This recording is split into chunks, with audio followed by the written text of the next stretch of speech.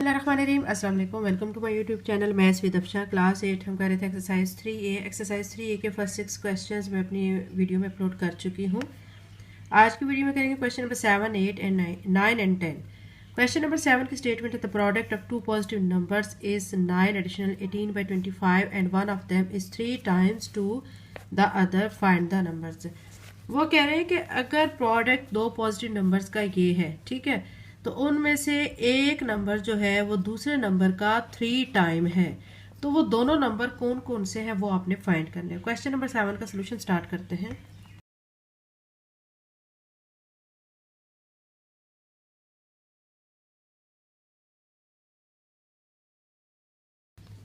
Exercise 3 का question number 7 बच्चों, हम इसका सोल्यूशन स्टार्ट कर रहे हैं। सोल्यूशन के स्टार्ट में आपने क्या करना है, जो प्रोडक्ट ऑफ टू नंबर्स हमें गिवन है पहले आपने वो लिख देना है, ठीक है।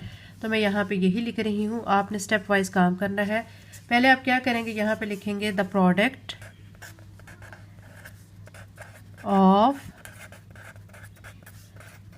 टू नंबर्स, ठीक है, वो हमें कितना दिया गया है, वो हमें दिया गया 9 एडिशनल 18/25, ठीक है। फिर उसके बाद हमने क्या करना है, हमें कहा गया है कि अगर एक नंबर दूसरे नंबर का 3 गुना है, मतलब 3 टाइम उसका है, तो फिर आपने वो दोनों नंबर्स फाइंड करने हैं। तो अब आपने क्या करना है, यहाँ पे लिख लेंगे हम अकॉर्डिंग टू, हमें जो कंडीशन है उसके मुताबिक लिखते हैं according to given condition. Given condition के मुताबिक, ठीक है, हम सपोज कर लेते हैं कि एक नंबर जो है x है, ठीक है, तो हम यहाँ पे कंसीडर कर लेते हैं, लेट्स कंसीडर, ठीक है, क्या कंसीडर करते हैं, एक नंबर x है,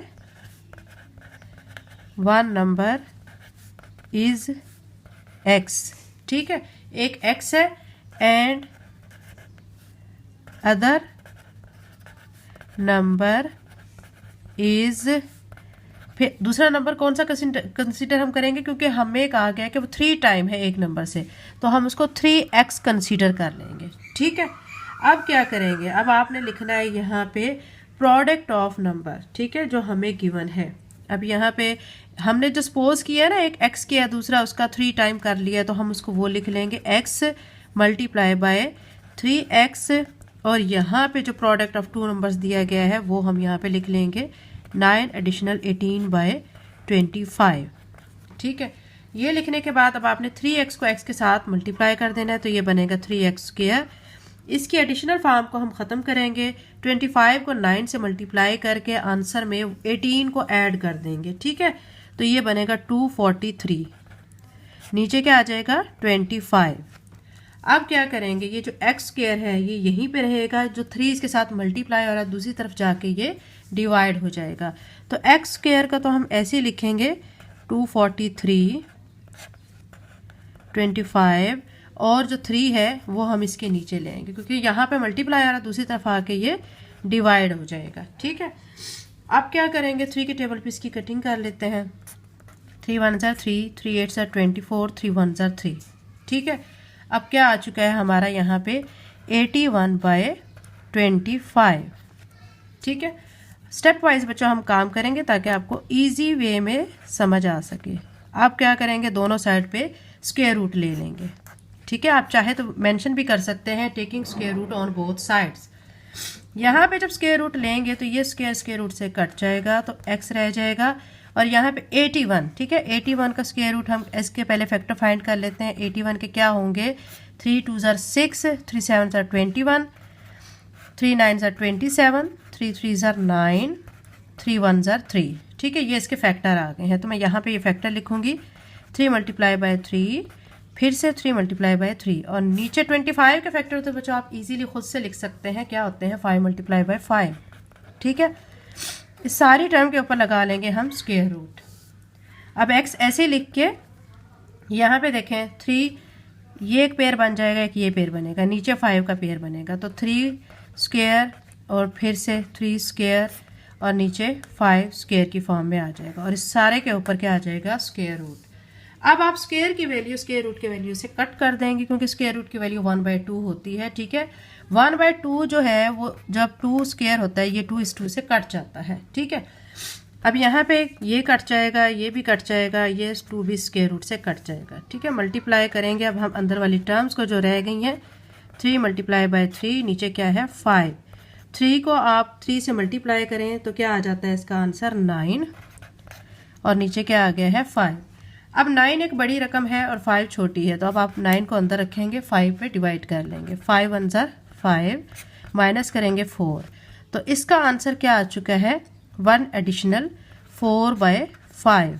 ठीक है, ये हमारा किसका आंसर आया है x का। हमें 2 नंबर फाइंड करने थे, x हम निकाल चुके हैं। अभी हमने क्या करना है, दूसरा नंबर फाइंड करना है। दूसरा नंबर पहला जो नंबर हमने फाइंड किया उसका 3 गुना होगा, मतलब उसको 3 टाइम्स से हम मतलब लेंगे, 3 से मल्टीप्लाई कर देंगे तो उसका आंसर आ जाएगा। ठीक है, हमें x की वैल्यू पता चल चुकी है। अब हम 3x फाइंड कर लेते हैं। 3x को कैसे फाइंड करेंगे, यहाँ पे मैं लिख दूंगी 3x, 3 × x हमारा क्या आया 9/5, ये लिख देंगे। आंसर को भी अगर लिखेंगे ना तो आपका आंसर वही बनेगा। अब क्या करेंगे 9 3 ज़ा 27, और नीचे क्या आ जाएगा 5 आ जाएगा। ठीक है, अब 27 है 5 है, 27 बड़ी रकम है, 27 को अंदर रखेंगे, 5 पे क्या कर लेंगे डिवाइड, 5 5 ज़ा 25, माइनस करेंगे तो क्या आ जाएगा 2।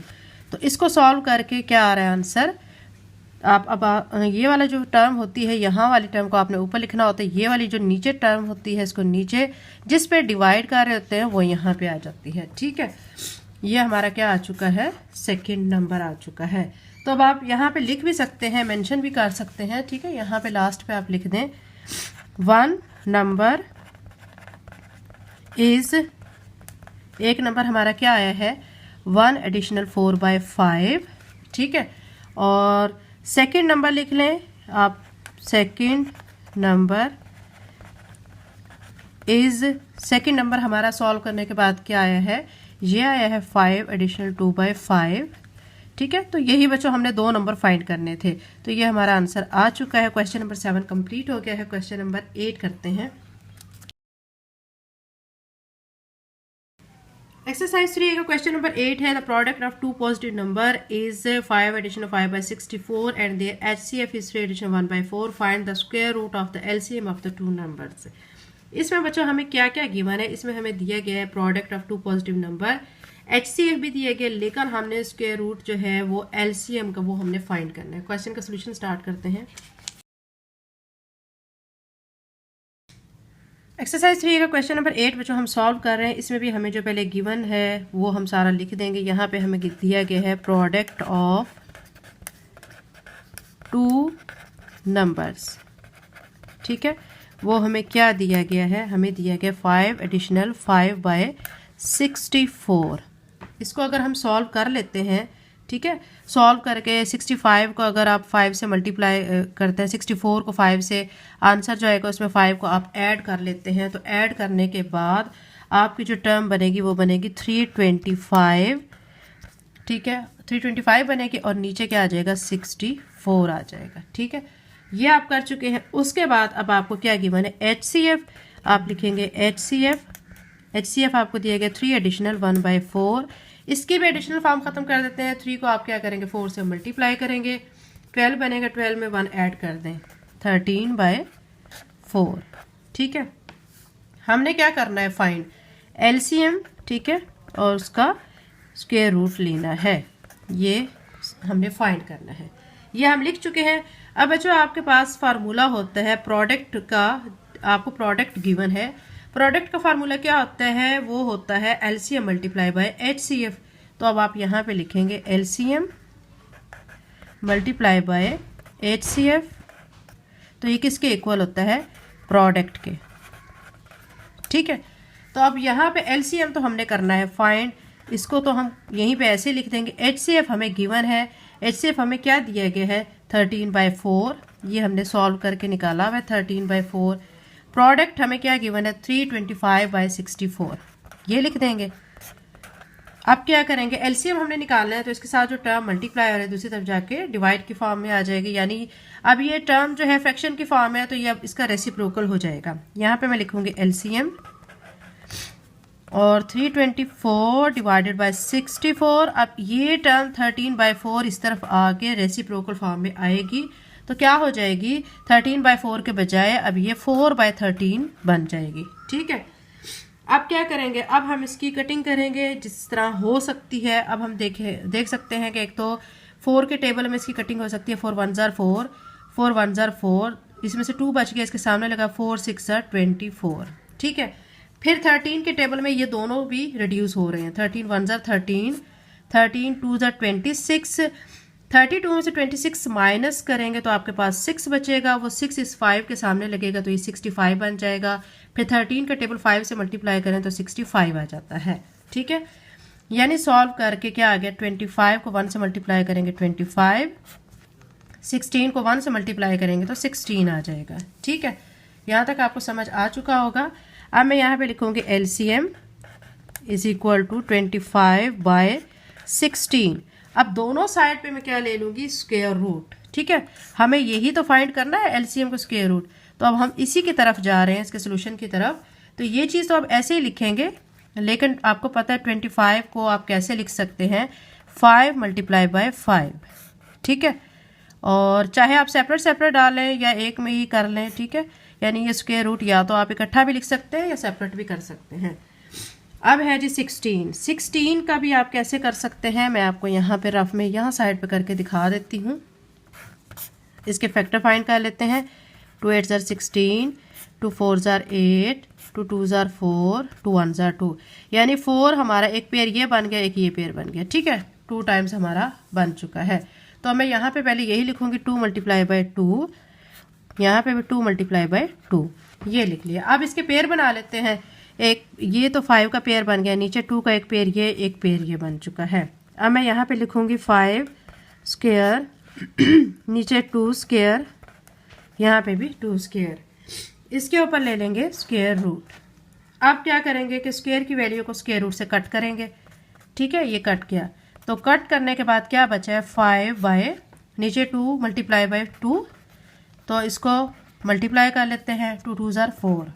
ठीक है, ये अब हम LCM को सॉल्व करने के लिए ये सारा काम कर रहे हैं। LCM स्क्वायर रूट में ऐसे ही लिखेंगे और यहाँ पे हमारा आया हुआ है 5/4। अब क्या करेंगे कि 5 बड़ी रकम है, 4 छोटी रकम है, 5 को अंदर रखेंगे, 4 पे डिवाइड करेंगे, 4 1 ज़ार 4, माइनस करेंगे तो माइनस करके आंसर जो आपका आ रहा है वो आ रहा है 1 एडिशनल 1/4।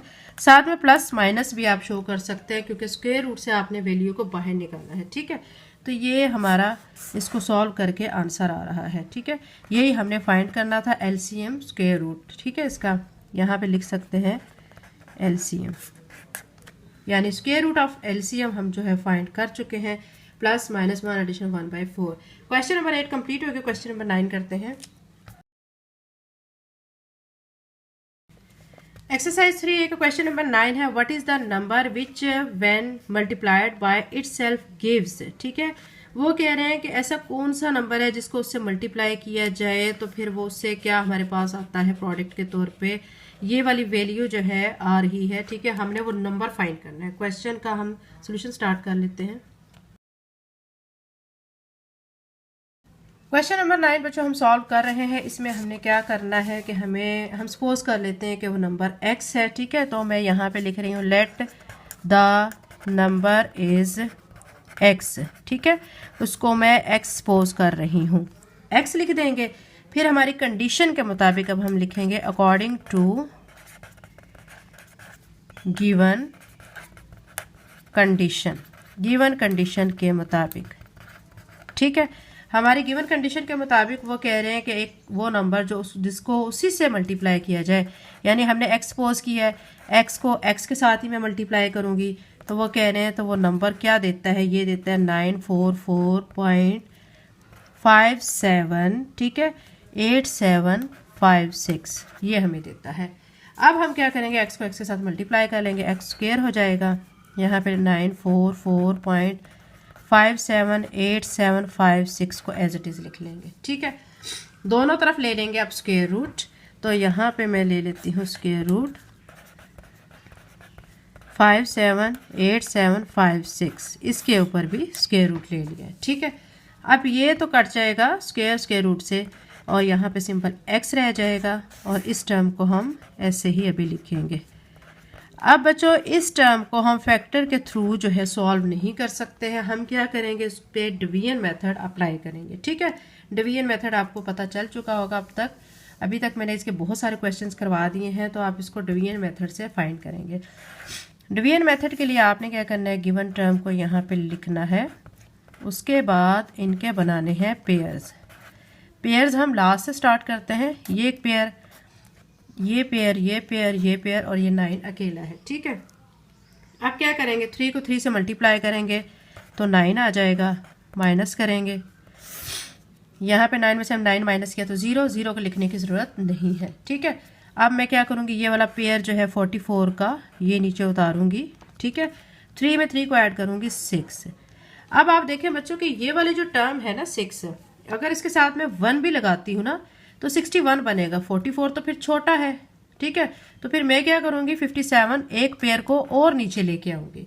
जब हमें एट अ टाइम 2 पेयर्स को नीचे उतारना होता है तो हम ऑटोमेटिकली यहाँ पे भी 0 ऐड करते हैं और एक 0 यहाँ पे लगा देते हैं। ठीक है, चूँकि हमने पॉइंट के बाद ये पेयर उतारा है तो यहाँ पे फिर पॉइंट भी मैं लगा दूंगी। ठीक है, अब क्या करेंगे, 60 के साथ आपने कोई ऐसा डिजिट चूज करना है। ठीक है, क्या चूज कर सकते हैं आप, 60 के साथ मैं 7 चूज कर रही हूँ। देखें 7 को 7 से मल्टीप्लाई करेंगे 49 आ जाएगा, 7 को 6 से करेंगे 42 आ जाएगा। अगर मैं यहाँ पे 8 चूज करती हूँ, 8 से मल्टीप्लाई करती हूँ तो वो टर्म इस टर्म से बड़ी हो जाएगी। ठीक है, फिर मैंने 7 चूज किया है तो मैं यहाँ पे 7 लिखूंगी और जो आंसर आएगा 42, 49 यहाँ पे लिख दूंगी, माइनस कर देंगे। ठीक है, अब माइनस करेंगे तो क्या बचेगा, इसमें से 17 में से 9 माइनस करेंगे तो 8 आ जाएगा। यहाँ पे 4 है, 4 में से 4 माइनस किया। ठीक है, अब आप यहाँ पे माइनस कर सकते हैं, 4 to 4 9 में से 17 में से 9 माइनस किया तो आपका 8 आ गया है, 4 में से 4 माइनस करेंगे। ठीक है, तो क्या आ जाएगा 0 और यहाँ पे क्या बचेगा, 4 में से 2 माइनस किया 2 आ जाएगा। ठीक है, अब देखें ये वाली टर्म 208 एक छोटी टर्म है, हम क्या करेंगे, अब ऊपर से ये वाला पेयर ले आएंगे। ठीक है, ये वाला जो पेयर अब नीचे आ जाएगा। आप एरो के साथ भी शो कर सकते हैं, लेकिन एरो जो है वो जस्ट आपको समझाने के लिए बनाया जाता है। ठीक है, अगर आपको डायरेक्ट समझ आती है एरो लगाने की फिर ज़रूरत नहीं है। 87 जो है हम पेयर नीचे ले आएंगे तो ये पेयर हमारा नीचे आ गया है। अब क्या करेंगे, 607 में इस 7 को ऐड कर देंगे। ठीक है, तो 607 में 7 को ऐड किया तो 614 बन जाएगा। अब 614 बन चुका है, 614 के साथ मैं क्या करूँगी, 3 लगाऊंगी और 3 से ही मल्टीप्लाई करूँगी। 3 3 ज़ार 9, 3 4 ज़ार 12, यहाँ 1 देंगे, 3 1 ज़ार 3 और 1 4, 3 6 ज़ार 18। ठीक है, क्या आंसर यहाँ पे आ रहा है, 18,429, माइनस कर लेंगे। ठीक है, अब देखिए बच्चों यहाँ पे जो मैंने किया था 3, वो इस 3 यहाँ पे भी लिखूंगी और ऊपर इस जगह पे भी लिखूंगी। ठीक है, अब फिर से माइनस करेंगे, 17 में से 9 माइनस किया 8 आ जाएगा, फिर यहाँ पे 7 में से 2 माइनस किया तो क्या आ जाएगा, 5 आ जाएगा।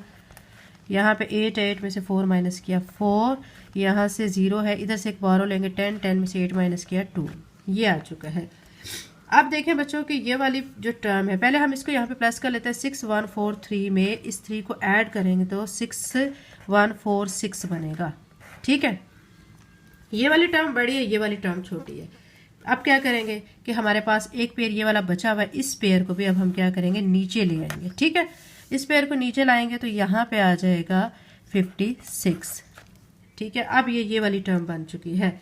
अब 6146 के साथ अगर मैं, ठीक है, 4 लिखती हूँ और 4 से ही मल्टीप्लाई करती हूँ तो क्या बनेगा, 4 4 ज़ार 16, 1 इसको देंगे, 4 6 ज़ार 24 और 1 ऐड किया 25, 2 इसको देंगे, 4 4 ज़ार 16 और 2 ऐड किया 18, 1 इसको देंगे, 4 1 ज़ार 4 और 1 5, 4 6 ज़ार 24। देखें एग्जैक्ट हमारी जो टर्म बन चुकी है 4 से मल्टीप्लाई करने से। यहाँ 4 लिखेंगे और ऊपर भी 4 लिखेंगे और यहाँ पे जो हमने मल्टीप्लाई किया है आंसर वो लिख देंगे 24,000, बल्कि ये ज़्यादा टर्म बन रही है, 2,45,856। ठीक है, माइनस कर लेते हैं तो रिमाइंडर हमारा क्या हो जाएगा, 0 हो जाएगा, यानी कोई रिमाइंडर नहीं यहाँ पे बचेगा। तो ये वाली जो हमारी टर्म है इससे कम्प्लीटली ये सॉल्व हो चुका है। तो आंसर हमारा सॉल्व करने के बाद क्या आ रहा है, हमारा आंसर आ रहा है यहाँ पे 30.7374, ये आंसर आ रहा है। स्क्वायर रूट से हमने बाहर निकाला है तो इसको प्लस माइनस के साथ भी शो कर सकते हैं। तो ये वो हमने नंबर फाइंड करना था, यही वो नंबर था जिसको उससे मल्टीप्लाई किया जाए तो आपके पास दूसरा नंबर आ जाता है। तो ये बच्चों क्वेश्चन नंबर 9 सॉल्व हो चुका है। क्वेश्चन नंबर 10 करते हैं। एक्सरसाइज 3 का क्वेश्चन नंबर 10 है the area of square garden is 331.24 square metre, find the length of the railing required to fence it. वो कह रहे हैं कि एक स्क्वायर गार्डन शेप है, ठीक है, उसका जो एरिया है वो आपको गिवन है, ये एरिया आपको दिया गया है। उस गार्डन के करीब जो है उसके इर्द गिर्द चारों तरफ बाड़ लगानी है, तो उसकी जो लेंथ है वो कितनी होगी, वो लेंथ आपने क्या करनी है, फाइंड करनी है। क्वेश्चन का सोल्यूशन स्टार्ट करते हैं। एक्सरसाइज 3 का क्वेश्चन नंबर 10 बच्चों हम सॉल्व कर रहे हैं। इसमें मैं पहले लिखूंगी जो हमें गिवन है, हमें क्या गिवन है, area of square garden given है। तो मैं यहाँ पे लिख दूंगी एरिया ऑफ स्क्वायर गार्डन, ठीक है, वो हमें दिया गया है, ठीक है, 331.24, ठीक है, क्या दिया गया है, वो आपको मीटर स्क्वायर दिया गया है। या आप इसको देख सकते हैं तो ये हमें गिवन है स्क्वायर मीटर में, इट्स मीन कि हम एम स्क्वायर इसको कर लेंगे, ठीक है। ये हमें एरिया ऑफ स्क्वायर गार्डन दिया गया है। अब हमने लेंथ ऑफ रेलिंग फाइंड करनी है, तो हम यहाँ पे लिखेंगे लेंथ ऑफ रेलिंग, ये हमने यानी एल जो है वो क्या करना है, फाइंड करना है, ठीक है। अब आप जानते हैं बच्चों के आप यहाँ पे जब लिखते हैं एरिया ऑफ स्क्वायर गार्डन, यहाँ पे आप लिखेंगे एरिया ऑफ स्क्वायर गार्डन, ये लिख के कितना गिवन है आपको 331.24 एम स्क्वायर, ये लिख देंगे। अब एक चीज़ बच्चों आप जानते हैं कि एरिया जो है, ठीक है, स्क्वायर का किसके इक्वल होता है, एल मल्टीप्लाई बाय एल के, ये आप लिख देंगे, ठीक है, 331.24 एम स्क्वायर। अब ये कितना हो जाएगा, एल स्क्वायर हो जाएगा, इसको एल स्क्वायर लिखेंगे 331.24 एम स्क्वायर। अब क्या करेंगे, दोनों साइड्स पे स्क्वायर रूट ले लेंगे, ठीक है। तो एल स्क्वायर, यहाँ पे भी स्क्वायर रूट 331.24 एम स्क्वायर, यहाँ पे भी स्क्वायर रूट ले लिया है। ये स्क्वायर रूट से कट जाएगा तो यहाँ पे एल आ जाएगा। ये वाली टर्म तो ऐसे ही आ जाएगी क्योंकि इसको हम फिर क्या करेंगे, डिवीजन मेथड से इसको सॉल्व करेंगे क्योंकि फैक्टर इसके बनाना पॉसिबल नहीं है। अब हम इस पर डिवीजन मेथड अप्लाई कर लेते हैं। 331.24 इसको यहाँ लिख के इस पे फैक्टर इसके पेयर पहले बना लेते हैं। ये एक पेयर बन गया, ये बन गया, 3 है, 1 1 ज़र 1 माइनस करेंगे, ठीक है, 3 में से 1 माइनस किया 2 आ जाएगा, साथ में 31 का एक पेयर मैं नीचे ले आऊँगी। ये 1 और 1 अब आप ऐड कर लें तो कितना हो जाएगा 2। इस 2 के साथ मैं 8 अगर लिखती हूँ, ठीक है, और 8 से ही मल्टीप्लाई करती हूँ, 8 8 ज़र 64, ठीक है, यहाँ पे आ जाएगा 6, 8 2 ज़र 16 और 2 ऐड करेंगे 22, 224। यहाँ पे अगर 9 लिखते हैं, 9 से मल्टीप्लाई करते हैं तो आंसर फिर 231 से बड़ा हो जाएगा। तो हम यहाँ पे 8 लिखेंगे और यहाँ 224 माइनस कर लेते हैं। 11 में से 4 माइनस करेंगे 7, 2 में से 2 माइनस किया 0, 0 को लिखने की ज़रूरत नहीं, यहाँ पे भी 2 में से 2 माइनस किया 0, ठीक है। अब ये 7 आ चुका है, हमारे पास ऊपर एक पेयर बचा हुआ है 24, अब इस पेयर को हम नीचे ले आएंगे, ठीक है। तो यहाँ पे लिख लेंगे 24, ये 28 है और इसमें 8 को ऐड करेंगे तो कितना बनेगा 36। अब 36 के साथ अगर मैं 2 रखती हूँ और 2 से ही मल्टीप्लाई करती हूँ, 2 2 ज़र 4, 2 6 ज़र 12, 2 3 ज़र 6 और 1 7, ठीक है। तो 724 हमारा कम्प्लीटली आ जाता है। तो मैं यहाँ पे 2 लिखूँगी, चूँकि हमने ये जो पेयर 24 उतारा है पॉइंट के बाद था तो यहाँ पे हम पॉइंट भी लगाएंगे, ठीक है। फिर आपने 2 से मल्टीप्लाई किया है तो यहाँ पे 2 लिख देंगे और यहाँ 724 माइनस करेंगे तो रिमाइंडर क्या आ जाएगा, 0 आ जाएगा। यहाँ तक आपको समझ आ चुका है। तो ये तो हमारे पास आ गई है, लेंथ आ गई है एक साइड की 18.2 एम, ये आ चुकी है। लेकिन हमने क्या करनी है, बाड़ जो है वो लगानी है चारों तरफ। तो आप देखते हैं कि एक साइड स्क्वायर शेप है, इसकी फिर 4 साइड्स है ना, ये देखें एक साइड ये एक, ये एक, ये एक, ये 4 साइड्स हैं इसकी।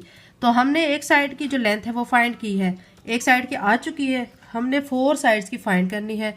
तो अब क्या करेंगे, हम इसको ये जो नंबर है, ठीक है, हम पहले लिखेंगे फॉर 4L, फॉर यानी हमने लेंथ फाइंड करनी है 4 साइड्स की। तो इस टर्म को जो हमारा आंसर आया हुआ है इसको हम 4 से मल्टीप्लाई कर देंगे, ठीक है। तो 18.2 को जब 4 से मल्टीप्लाई करेंगे तो हमारा आंसर आ जाएगा 72.8 m।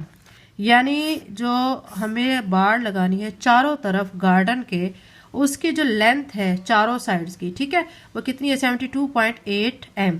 यही बच्चों हमने फाइंड करना था। क्वेश्चन नंबर 10 सॉल्व हो चुका है। अगर आप मेरे चैनल पे नए हैं और अगर आपने अभी तक चैनल को सब्सक्राइब नहीं किया तो काइंडली सब्सक्राइब करें, वीडियो को लाइक करें, बेल नोटिफिकेशन बच्चों याद से ऑन कर लें ताकि मेरी आने वाली वीडियो का नोटिफिकेशन आपको टाइम से मिल सके। थैंक यू एंड अल्लाह हाफिज़।